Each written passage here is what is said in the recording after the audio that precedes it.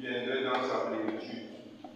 Donc, une image parfaite, mais néanmoins, des prémices de ce que Jésus-Christ viendrait sur la terre et de l'œuvre qu'il devrait accomplir.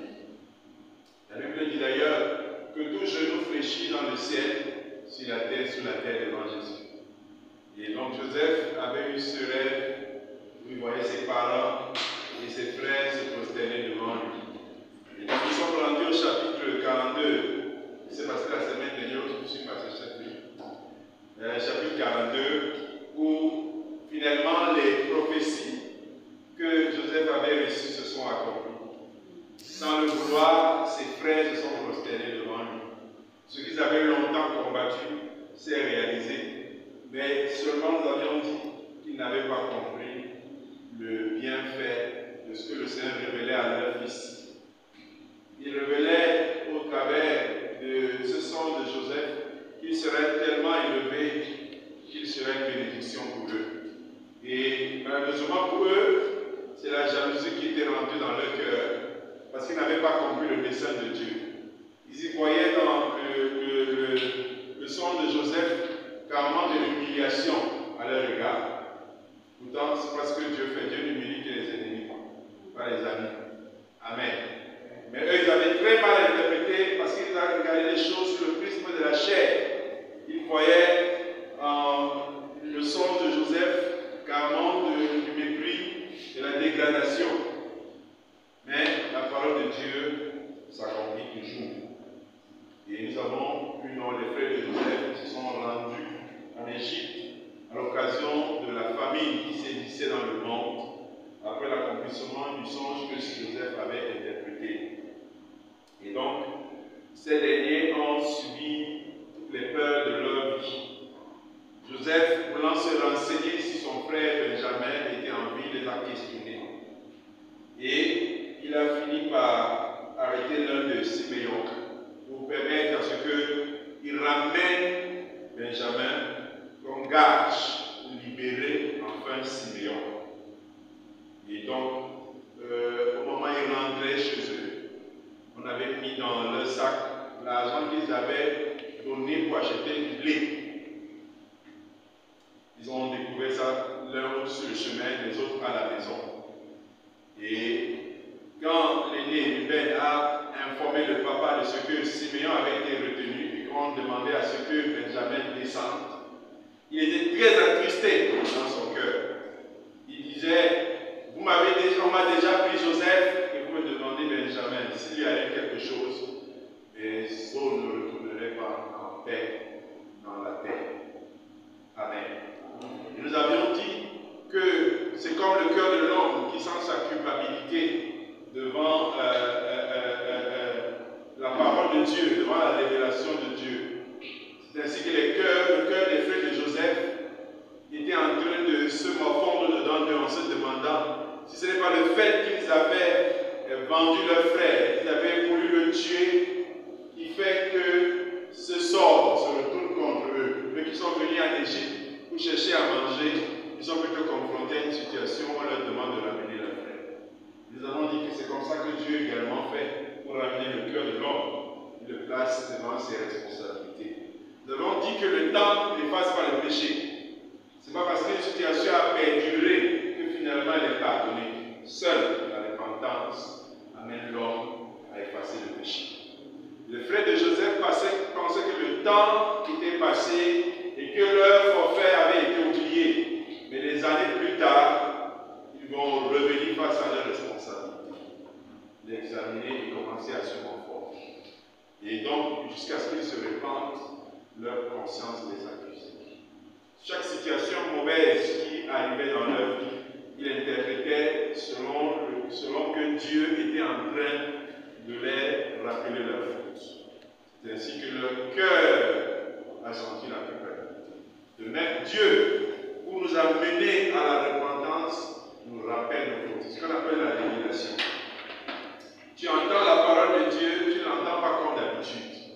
Elle pointe quelque chose dans ton cœur qui arrive à troubler ton cœur pour que enfin tu te décides de te repentir. C'est ainsi qu'ils étaient face à cette situation. Joseph les avait reconnus, qui est l'image de Jésus, parce qu'il nous connaît tous, par nos noms.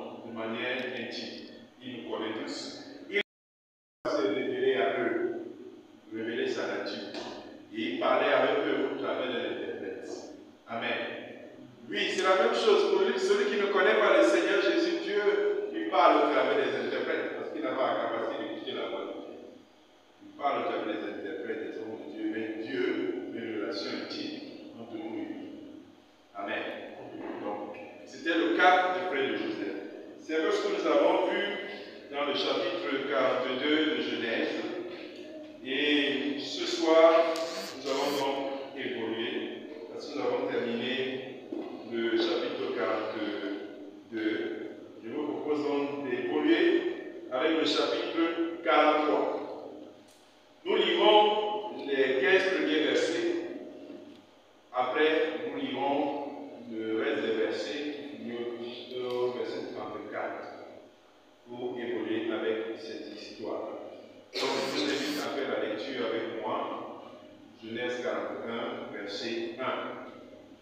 La famine pesait lourdement dans le pays. Lorsqu'ils eurent fini de manger le blé qu'ils avaient rapporté d'Égypte, Jacob dit à ses fils, « Retournez nous acheter un peu de nourriture. » Judas lui répondit, « Cet homme nous a formellement déclaré, « Vous ne serez pas admis en ma présence, à moins que votre frère ne soit avec vous. En revanche, si tu ne veux pas le laisser partir, nous ne descendrons pas. En effet, cet homme a dit, vous ne serez pas admis en ma présence, à moins que votre frère ne soit avec vous. » Amen. Amen. Ils sont coincés. Le père se dit, si je laisse Benjamin partir, qu'il lui arrive quelque chose, je mourrai. Et alors, triste, parce qu'il aimait Benjamin, il avait eu dans sa vieillesse. Amen. Il avait attaché son cœur. Et Dieu veut lui faire mal. Il veut qu'il se sépare. Amen. Il veut qu'il se sépare. Il semblait qu'il avait oublié la consigne. Mais il se disait que le blé n'allait jamais finir. Ou alors il se disait que avant que le blé ne finisse, les choses seraient arrangées dans le monde. La famille serait réglée. Il dit à ses fils descendez. On lui rappelle la consigne. On veut bien descendre. Mais le chef qui partage le blé là-bas a dit que pour y descendre, il faut ramener les gens. C'est ce que le père lui a fait. Verset 6. Israël dit alors, pourquoi avez-vous mal agi envers moi en révélant à cet homme que vous aviez un frère? Il répondit, cet homme nous a interrogés sur nous et sur notre origine en disant, votre père est-il encore en vie? Avez-vous un frère? Et nous avons répondu à ces questions-là. Pouvions-nous savoir qu'il dirait, faites venir votre frère? Joseph en est questionné, savait pourquoi il posait les questions. Eux, ils ne pouvaient pas savoir. Un étranger vous rencontre et vous dit, avez-vous un frère? Ce sont tous vos frères, vous êtes tous ici. Est-ce que vous avez un frère? Votre père est-il en vie? Naturellement, tout le monde répondait, oui, j'ai un frère et vous pouvez les voir. Mais lui, Joseph, il savait. Il voulait se rassurer que comme ils ont voulu le tuer, ils n'ont pas fini avec Benjamin derrière. Il se renseignait si son père est encore vivant des années après. Alléluia. Judas dit à son père Israël, partir avec moi, pour que nous puissions nous mettre en route. Ainsi nous resterons en vie et nous ne mourrons pas, ni nous, ni toi, ni nos enfants. Amen. Souvent Dieu veut nous faire du bien, mais nous appelons ça malheur. Amen. Israël se bat ici pour ne pas lâcher Benjamin. Parce qu'il veut maîtriser la situation. Souvent, Dieu nous bénit, mais nous appelons ça malheur. Parce que nous avons nos propres calculs et notre propre logique. En se disant, si cet enfant descend en Égypte, il va bien faire quoi? S'il descend en Égypte, il y a des risques qu'il meure. Ça, c'est la réflexion de l'homme. Dans ses peurs, dans ses limites. C'est ce qu'Israël ne sait pas le plan que Dieu a derrière. Donc il appelle une situation qui lui est présentée un malheur. Une situation de tristesse. Alléluia. C'est malheureusement ça l'intelligence humaine. Elle est limitée. Elle fait ses calculs logiques. Là, tu le dis, notre malheur, c'est que nous ne connaissons pas le futur. C'est pour ça que nous avons peur du présent et du futur. Mais nous devons apprendre à faire confiance à Dieu. C'est pourquoi la Bible dit que le lendemain prendra soin de lui-même. Amen. Si tu penses tout maîtriser, parce que tu penses tout assez intelligent, il y a des situations que Dieu déclare, tu vas te contraindre. Alléluia. Il y a des situations qui mettraient devant toi pour te contraindre à faire différemment. Apprendre à abandonner, à perdre le contrôle. Amen. Alors, nous étions au verset 9. Je me porte moi-même garant pour lui. C'est à moi que tu le réclameras. Si je ne te le ramène pas, et ne te permets pas de le revoir, je serai pour toujours coupable envers toi. En effet, si nous n'avions pas tardé, nous serions déjà 2 fois de retour. Le Père Israël leur dit, puisqu'il le faut, faites ceci. Prenez dans vos sacs les meilleurs produits du pays pour en apporter en cadeau à cet homme. Un pot de baume François.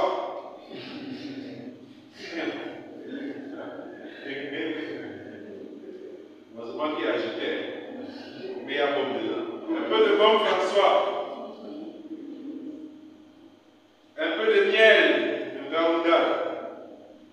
Des aromates, de la myrrhe, du pistache, du fondement frais et des amandes. Amen. Prenez le double d'argent avec vous et rapportez l'argent qu'on avait mis à l'entrée de vos sacs. Peut-être était-ce une erreur. Quant à votre frère, prenez-le. Levez-vous et retournez vers cet homme. Que le Dieu Tout-Puissant éveille la compassion de cet homme envers vous. Vous allez commencer à faire bien. Là où tu es limité, appelez Dieu. Que le Dieu Tout-Puissant éveille la compassion de cet homme envers vous et qu'il laisse revenir votre frère et Benjamin avec vous. De mon côté, si je dois être privé d'enfants, que j'en sois privé. Ces hommes prirent le cadeau et prirent aussi le double d'argent avec eux, ainsi que Benjamin. Puis ils se levèrent, descendirent en Égypte et se présentèrent devant Joseph. Amen. Les gars avaient un grand rendez-vous. Un très grand rendez-vous. Amen. Très grand rendez-vous, c'était rencontrer Joseph. Ils ne sont pas tranquilles dans leur cœur depuis le dernier tout qu'ils ont fait en Égypte. Ils ont peur. Ils regardaient la nourriture diminuer avec inquiétude. En se posant la question, nous irons vers lui finalement. Nous allons l'affronter finalement avec les risques que cela comporte. Est-ce que seulement ils savaient que c'était le plan de Dieu? Est-ce que seulement ils s'imaginaient que c'est la prophétie qui est en marche? Ce que Dieu avait dit par la bouche de l'enfant Joseph est en train de s'accomplir. C'est pourquoi la Bible dit que si la prophétie date, attends, car elle s'accomplira certainement. Amen. Donc ils redoutaient de rencontrer Joseph. C'était le plan de Dieu. Alléluia. Parfois nous prions pour être délivrés de la souffrance ou de la pression. Il arrive que Dieu ne répond pas vite. Amen. Tu pries pour quelque chose, Dieu ne répond pas vite.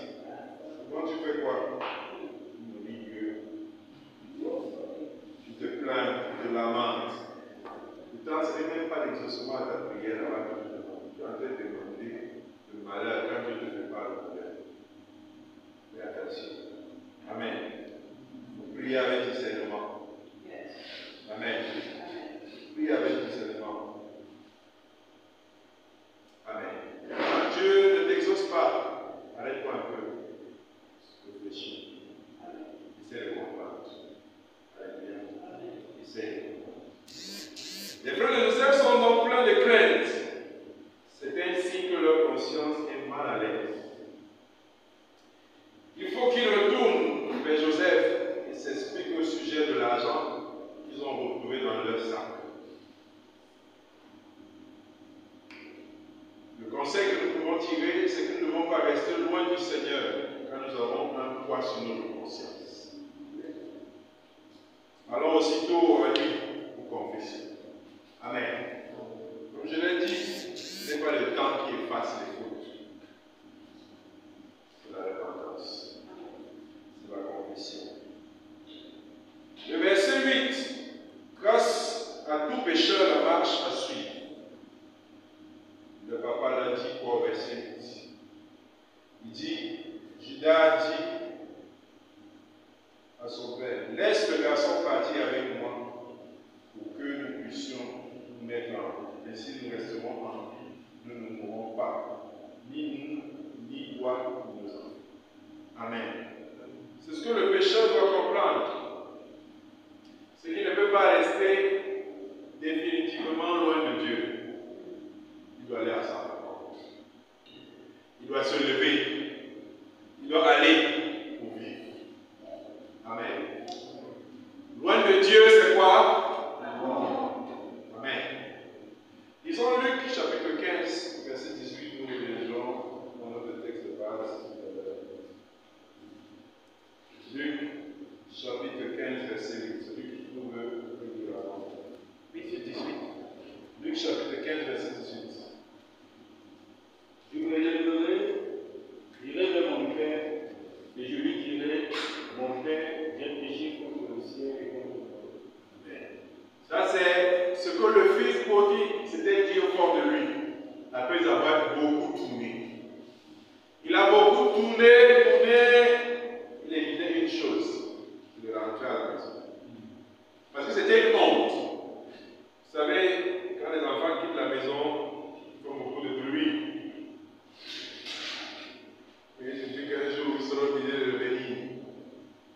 Amen. Parce que le dehors, les temps. Il a fait beaucoup de bruit. Mais la chose qu'il redoutait le plus, c'était qu'il se retrouve en train de repartir à la maison. On le voit et on l'attend.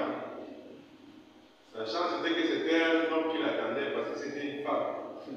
Il l'attendait. Il dit que tu es revenu. Elle devait faire sa fête à la bouche. Le regard redoutait cet homme-là de rentrer. Mais au fond de lui s'est dit, après n'avoir bien réfléchi, je vais faire une chose. Je retournerai vers mon père. Et je lui dirai, mon père, j'ai péché contre toi. Je me suis plus digne d'être tes enfants. Traite-moi comme l'un des serviteurs. C'est dans cette même étape que les fils de Joseph se sont dit finalement, les fils de Jacob, Israël se sont dit finalement, on ne doit la vie. Notre vie est suspendue à une chose, c'est de retourner là-bas. Amen. C'est ça le salut du monde. Le monde ne peut pas faire sans Jésus. Toutes les solutions qu'on va utiliser seront cosmétiques. Je l'ai déjà dit, je l'ai redit. Faites des coups d'État, remplacez les présidents par un président. Le monde a besoin de Jésus. Utilisez les plus intelligents, mettez là les responsabilités. Le monde a besoin de Jésus. Pas de retour vers Jésus, crise sur crise. Les familles auront beau divorcer en se disant qu'ils vont avoir la paix. Divorce, tu n'auras pas la paix parce que ta paix c'est Jésus. Faisons tout ce qu'on peut faire comme effort, ça ne changera pas la société si Jésus-Christ n'est pas au centre. L'humanité a besoin de retrouver le vrai Joseph qui est Jésus. Alléluia. C'est ça la condition. Le monde a faim et la famine dans le monde n'est pas seulement physique. Le monde souffre de la famine spirituelle. C'est ce qu'on appelle encore les valeurs.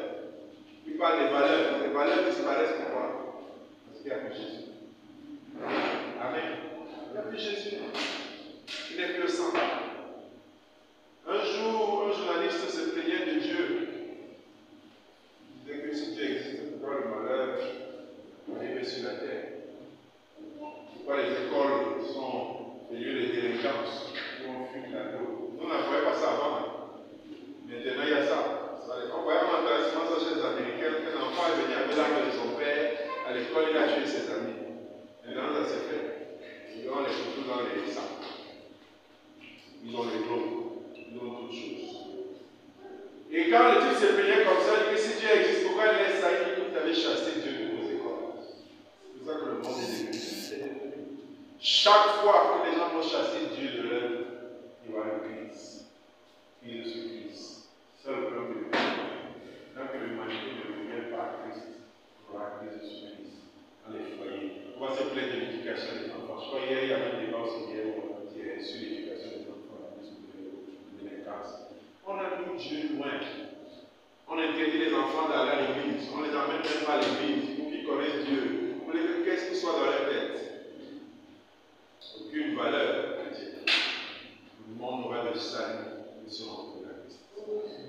C'est pourquoi l'église a un rôle, mais alors très important. À mesure que la fin des temps s'approche, l'église devra jouer un rôle important. C'est pourquoi la Bible dit que nous sommes la pluie et la colombe de la vie. L'église doit jouer son rôle. Le premier rôle de l'église dans la société, c'est la valeur morale. Amen. Elle lui dit que quand celui qui le retient sera enlevé, la abomination va s'installer. C'est l'église. Amen. Mais l'église sera enlevée. La abomination sera pas aucune valeur. Nous avons un rôle majeur à jouer. Si nous voulons une société bonne, l'église doit jouer son rôle. Alléluia. Ramener les cœurs des gens à Christ. Si nous avons des gouvernants qui ont seulement la crainte de Dieu, ils ne vont pas faire la corruption. Si nous avons des gouvernants qui ont la crainte de Dieu, ils seront justes dans la répartition des richesses. Nous avons des gouvernants qui craignent Dieu et n'ont pas validé l'homosexualité. Et s'il n'y a pas la crainte de Dieu, ça va passer comme des choses. Ils ont besoin de Jésus. Et c'est notre rôle de leur transmettre. Alléluia. Vous ne pouvez pas imaginer aujourd'hui, les enfants ne sont plus des saints. Ils ne sont plus des saints. Parce qu'on ne les a pas montré la voie de Dieu. Aucune crainte de Dieu. Amen. Aucune crainte de Dieu. Ce qu'ils font, leurs propres parents ne peuvent pas imaginer. Et nous-mêmes, on va avoir le cœur de faire ça. Parce qu'ils médicinaient toute la foi, toute l'envie, toute la passion. Parce qu'on a fait sortir Dieu, Jésus-Christ ressuscité. C'est quoi la famille va dire? La famille de Dieu. Amen. Les hommes ont pu décider, ont pu amener le père à décider finalement de laisser partir ces hommes. On finit par laisser leur papa libérer Benjamin, les accompagner. Ils se mettent donc en route et pendant qu'ils sont en train d'aller, un homme plein de la sagesse humaine, il décide de faire un cadeau. Au chapitre 1, verset 11, que nous avons lu. Leur père Israël leur dit, puisqu'il le faut, faites ceci. On va essayer d'atteindre le cœur de cet homme. On va lui faire un paquet. Et les produits qu'il va leur donner pour la route à remettre à Joseph sont des produits luxueux. Surtout en termes de famille. Quand je disais, monsieur demandait, le père devait avoir un cachet. Oui, regardez ça. Très précieusement. La cantine des vieux. Il y avait la cantine des vieux, il l'avait gardée très secrètement. Il a dit, prenez dans vos sacs les meilleurs produits du pays pour l'emporter en cadeau à cet homme. Un peu de bon. Ils ont pris du bon. Ils ont pris un peu de miel, des aromates, de la myrrhe, des pistaches, des amandes. Ils ont fait un bon joli paquet de Joseph pour les nourrir. Mais le puissant Joseph, celui dont tous les greniers sont remplis, est-ce qu'il a besoin de ça? Non, il n'a pas besoin. Il n'en a pas besoin. Amen. L'homme a toujours eu la prétention d'apporter quelque chose à Dieu. L'homme pense que comme il corrompt les autres, il peut corrompre Dieu. Il pense qu'il peut acheter de Dieu des choses. Il peut marchander. L'homme croit même, il a souvent l'inspiration de croire qu'il peut flatter Dieu. C'est-à-dire qu'il se dit vraiment ça, que si je pose telle action, je vais flatter Dieu. Je vais flatter Dieu. Si je viens à l'église ces jours-ci, je vais peut-être attendrir son cœur et me fera grâce. Si je pose tel acte de charité, je pense qu'il aura pitié de moi. Tu peux donner quoi à Dieu? Quelqu'un qui a l'or et l'argent. Tu vas lui donner quoi qui va faire que le gars il est surpris par toi? Comme Dieu sait. Il avait dit que qu'est-ce que tu as que tu n'as reçu? C'est que quelqu'un t'a donné quelque chose. Toi tu penses que tu vas le flatter en lui donnant une partie de ce qu'il lui a donné. C'est ça donc malheureusement. C'est-à-dire qu'on réussit à se tromper qu'on peut tromper Dieu. On réussit à croire qu'on peut flatter Dieu. Dieu n'attend pas de flatterie, Dieu attend une chose d'obéissance. S'il dit que donne-moi, ce n'est pas parce qu'il en a besoin, c'est qu'il veut l'obéissance. Parce que c'est un cours qui va ouvrir une porte. Mais ce n'est pas parce qu'il en a besoin. C'est l'obéissance qu'il veut pour ça. Et donc, il pense ici que par ça, en faisant ses dons, il va montrer par là sa bonne volonté et qu'on ne va pas arrêter ses deux fils finalement. On va libérer les gens. C'est malheureusement la situation dans laquelle on se trouve. Au lieu de obéir à Dieu, lui tente de corrompre Dieu. Au lieu de se soumettre à Dieu, il tente d'acheter Dieu. Et avec quoi tu peux acheter? Avec quoi? Dans un monde corrompu, on pense qu'on peut corrompre Dieu. Ce n'est pas possible. Amen. Ce n'est pas possible.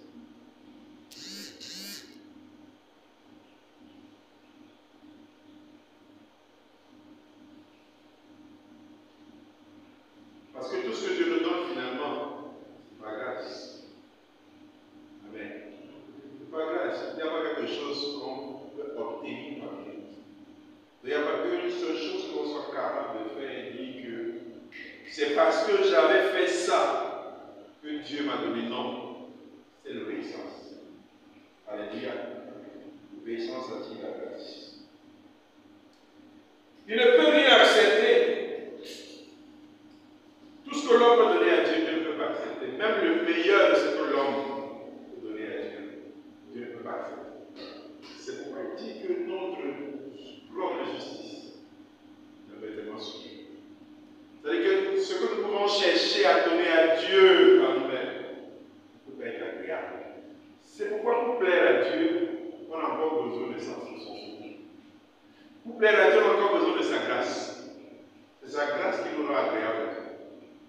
Nos propres efforts ne peuvent pas plaire à Dieu. Amen. Ce n'est pas possible. Ils ont ramassé tout ce qu'on a pu citer pour apporter à Joseph. Et tout cela reste insuffisant. Amen. Tout ce que nous pouvons donner à Dieu reste insuffisant.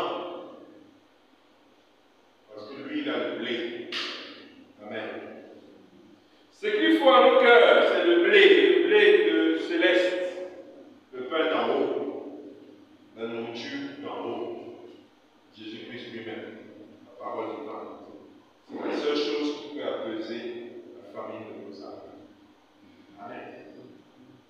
L'homme veut donner à Dieu dans ce qui manque. C'est lui qui doit le donner. C'est quoi il venait acheter. Nous, avec de l'argent, nous acheter. Amen. Le pain d'en haut. Le monde nous présentera quelques friandises, mais le Seigneur Jésus, le vrai Joseph, pourra seul nous donner le blé du pays céleste, se présentant lui-même à nos cœurs. Amen. Tout ce que les hommes vont nous donner, c'est des friandises. Et on sait tous que les friandises, ça donne juste envie de manger. Ça ne s'agit jamais. Amen. Donc, tout ce que le monde peut nous proposer sont des friandises. C'est pourquoi nous ne serons jamais satisfaits. Donnez aux hommes tout ce que leur cœur désire. Leur cœur est satisfaction. C'est Jésus pour satisfaire le cœur. C'est Jésus pour convaincre le cœur. Quelqu'un avait dit qu'il y a dans le cœur de l'homme un vide qui a la forme de Dieu. Ce n'est que si on met Dieu là-bas que ce vide va se faire. Alors, il n'y a pas Dieu dans ce cœur.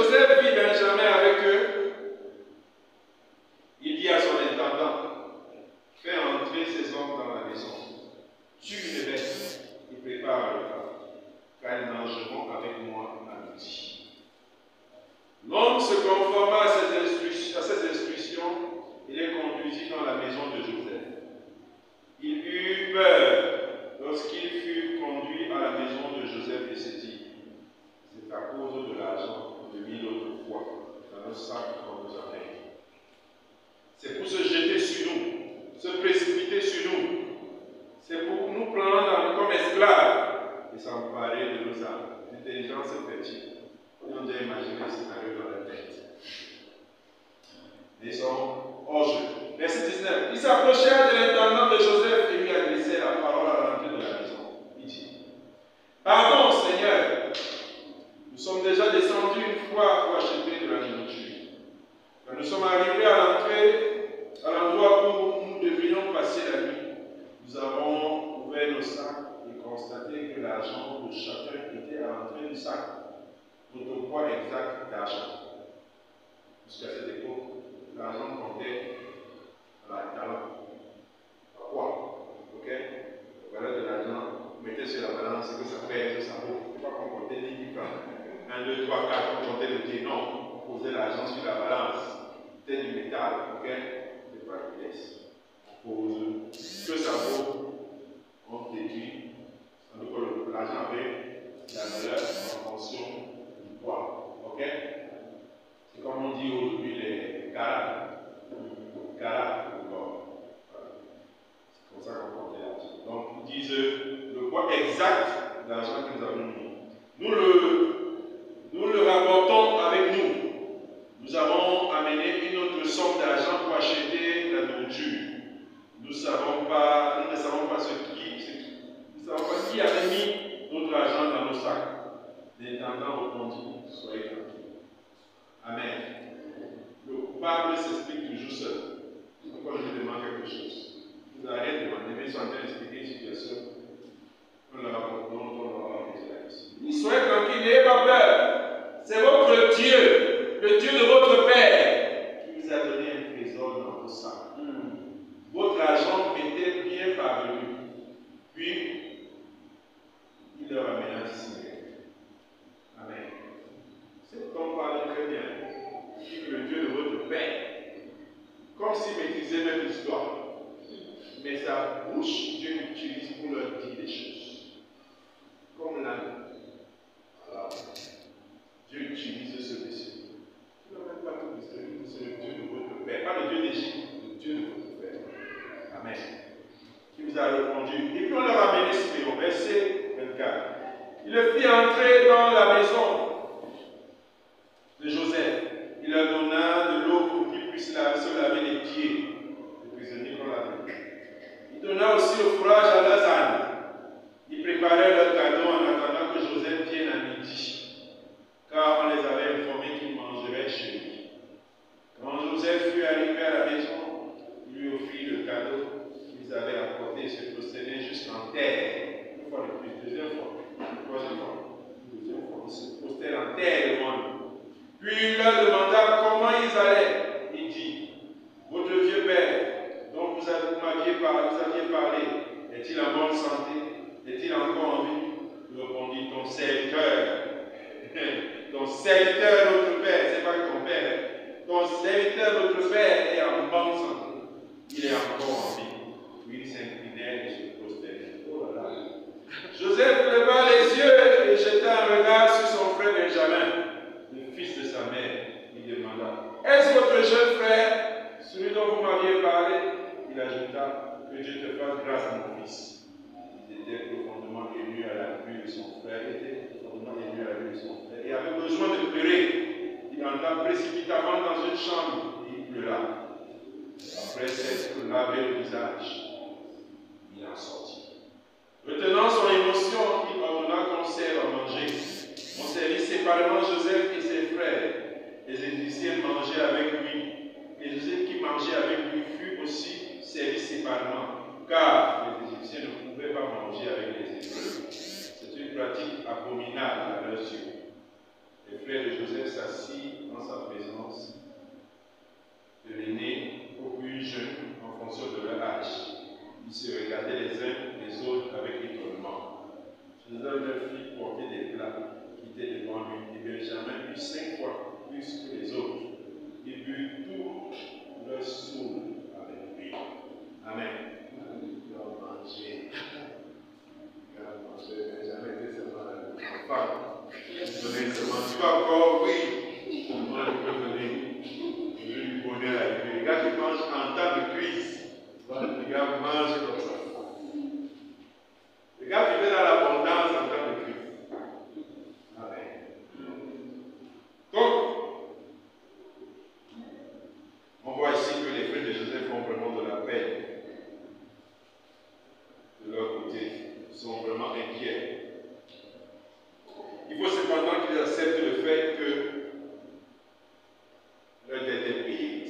difficile pour eux de l'accepter. Ils sont tout le temps, et c'est un peu la culpabilité qu'il y a dans le cœur des gens. Quand tu as confessé Jésus, quand tu es venu à Jésus, il a tout payé. Mais eux, ils veulent expliquer qu'ils n'ont pas encore compris ce qui s'est passé. Ils veulent tout justifier. Mais Joseph avait payé la dette. La preuve, c'est que l'intendant leur dit, moi j'ai reçu votre argent. L'argent de votre blé est dans ma caisse, c'est dans mes actes comptables, c'est là. Il n'y a pas de fuite. Mon compte est bon. C'est Joseph qui avait payé. Amen. Il a dit que tu n'as pas besoin de prendre l'argent. Ça va, mets ça sur mon compte, moi je vais payer. Amen. Nous pouvons être sûrs que le prix à payer a vraiment été payé. Amen. Il a dit, non, votre argent n'est pas venu. Le grand Joseph avait personnellement payé pour ses frères. Comme Jésus a payé. Il a payé notre grâce. Le prix de notre rançon. Amen. Payer, c'est payer. Nous ne sommes plus endettés et le diable ne doit plus rien nous réclamer. Amen. Nous sommes désormais en paix. Christ a payé pour que nous ayons la paix. Notre cœur est en paix. L'inquiétude ne doit pas nous remplir. Les lamentations ne doivent pas nous remplir. Parce que souvent, quand le malheur nous arrive, ce que nous faisons, c'est que nous commençons à interpréter. Peut-être qu'il y a une dernière malédiction là qui est encore sur ma vie. Il faut que je brise. Et c'est pour ça qu'on va marcher de prophète en prophète. Et qu'on va nous faire un commentaire, un genre bizarre là. On va courir pour aller laver la malédiction. Parce que nous sommes dans une situation qui semble être problème. Eux aussi dans le tourment, mais dans le tourment du plan de Dieu. Amen. Amen. Pourquoi est-ce qu'on interprète tout malheur de manière négative? Et ça a fait courir plusieurs personnes. Ils pensaient que s'ils rencontrent tel prophète, tel pasteur, telle personne, ça va résoudre son problème. Quelqu'un était dans le plan de Dieu, mais le gars veut sortir du plan de Dieu. Parce qu'il veut s'expliquer des choses. Amen. Amen. La Bible dit, si le Fils de l'homme nous affranchit, vous allez réellement. Amen. Ne devez pas courir à gauche à droite pour chercher à comprendre. Si tu ne parles pas, que Dieu voit ces situations, est-ce que tu l'as interrogé? Tu vas te dire, mon fils, ma fille, c'est moi, là c'est ma douleur, c'est moi qui peux pas. Amen. Ils ont voulu sortir. Non, notre dette a été entièrement payée. Et lui seul connaît l'importance. Toutefois, tant que le mal n'est pas jugé et confessé, la joie de la communion ne peut pas être goûtée. C'était ça le problème. C'est qu'il n'était pas encore arrivé au point de confession. C'est pour ça que tout acte les faisait vivre. Parce que la confession, s'il y a quelque chose de confesser. Alléluia. La culpabilité va partir. Tant que tu ne l'as pas fait, la culpabilité va rester. Oh, si tel malheur arrive, c'est parce que j'avais fait. C'est parce que j'avais fait. Non. Il n'y a pas de place pour ça. Alléluia. Si tu as confessé, tu es libre. Alléluia. Et donc, il ne pouvait pas communier avec Joseph. Au-delà du fait qu'ils étaient séparés des tables, dans leur tête, ils n'étaient pas communiés avec eux. Ils ne mangeaient pas le repas avec la paix. C'est le genre comme si on a vécu ça en tant qu'enfant. Tu sais que tu as fait les bêtises à la maison et tu t'amènes dedans, tu l'amènes à manger. Tu manges avec un goût amer. Tu n'es pas fait parce qu'à tout moment, on peut te dire que il y a le résultat, tu as refusé. Personne pour manger. Et on ne sent pas bien. C'est comme ça qu'ils étaient assis là. Seul celui qui avait la paix là-bas, c'est Benjamin. C'est pour ça qu'il mangeait. Benjamin avait la paix et l'appétit. La paix rime avec l'appétit. Le gars avait l'appétit parce qu'il avait la paix. Eux, ils voulaient bien se délecter, mais ils disaient qu'à tout moment, on peut les protéger. À tout moment, la situation peut changer. Bon, genre, même mon ami, tu marches très mal. Donc, le cœur était pas fait. Le gars mangeait la nuit, descendait au ralenti dans le cœur. À tout moment, il y a quelque chose qui peut se passer. Raison pour laquelle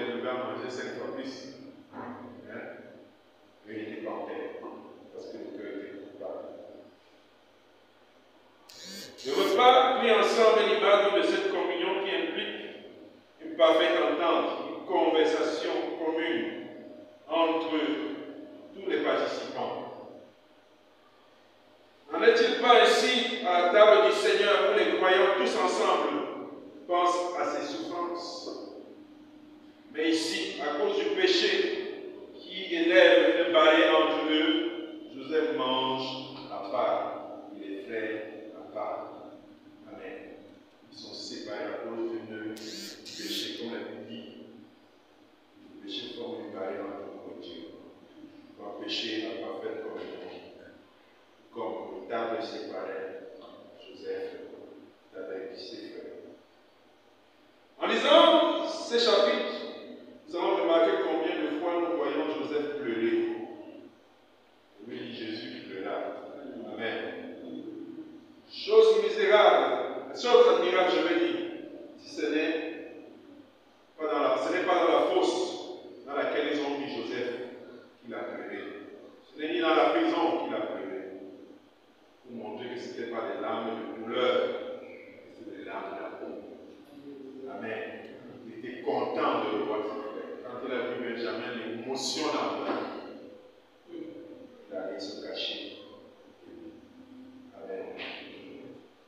Ces larmes font penser à celles de Jésus. Dans Jean chapitre 1, verset 37, Jésus dit, Amen. Passer à l'amour de Jésus. Donc, voilà Joseph face au spectacle que Dieu a voulu organiser et qu'il avait annoncé d'avance. Donc, je l'ai dit dans les précédentes études, il y a des songes, des prophéties que Dieu voit régulièrement, ne nous donnera pas l'explication. Mais un jour, vous comprendrez tout. Vous ne finirez pas tout comprendre. Mais Dieu vous l'avait dit il y a 20 ans. Il vous l'avait dit il y a 30 ans. Il vous l'avait dit il y a 10 ans. Vous aurez beau casser votre cerveau, mais vous ne comprendrez pas. Parce que cette parole n'a pas d'utilité à l'instant où vous le recevez. Mais Dieu vous l'a dit quand même. Elle aura du sens des années après. Je crois que Joseph, avec le recul, se met en train de voir ses frères se prosterner qui tiennent. Il me l'avait dit. Amen. Il me l'avait dit. Sauf que ceux qui ont forcé avaient fait une interprétation charnelle, c'est presque un boulage, en disant c'est l'orgueil. Tu nous racontes ça par orgueil, tu as été couché, comme tu es orgueilleux, tu ne pouvais que voir ça. Parce qu'ils ont fait une interprétation charnelle. Amen. Quand tu ne comprends pas, tu ne comprends pas. Quand tu demandes aux aînés, ils n'arrivent pas à expliquer ce papier, c'est Dieu qui ne veut pas donner l'explication. Parce que cette parole n'a pas de valeur à l'instant, elle ne sera pas utile. C'est l'habitude de vous dire que la révélation, ce n'est pas une parole forcément extraordinaire, mais c'est une parole utile à l'instant. On est là. Amen. Je dis souvent, si je quitte ce monde et que je vous dis que j'ai prévu que mon fils doit faire des études en Angleterre, quand il aura le bac. L'année où il aura le bac et que je ne suis plus là, vous devez vous souvenir, quand on est en train de vous poser la question, qu'est-ce qu'on fait de lui? Vous vous rappelez que j'avais dit, il doit aller à l'Angleterre faire des études. En ce moment-là, ma parole que j'avais dit il y a 20 ans a du sens. Amen. C'est ça la révélation. C'est-à-dire que Dieu vous donne la parole, l'attitude que vous devez avoir à l'instant que vous êtes face à une situation. C'est ça la révélation. C'est pas autre chose. Amen. C'est-à-dire que la parole de Dieu prend du sens. Et tu deviens en ce moment une directive pour vous. Joseph pouvait se taper le doigt en disant Dieu, il est fort. Amen. Il est fort. Mais pourquoi Dieu nous donne cette parole bien avant? C'est pour encourager notre espérance. Amen. Pourquoi il le dit avant? Ça veut aussi dire que tu vas passer par des temps difficiles. Et que tu dois garder espoir. Que tu ne dois pas perdre de vue ce qu'il t'avait dit parce que ça va s'accomplir. Que tu n'interprètes pas les situations par lesquelles tu vas passer comme étant la fin. Il te dit que ce n'est pas ça la fin. La fin, c'est ce que je t'ai montré là. Mais ce n'est pas ça que tu vis. Mais c'est la fin que je t'ai dit avant. Amen. Parce que Dieu nous parle du futur présent. Amen. Il nous parle du futur Alléluia. Nous arrivons là ce soir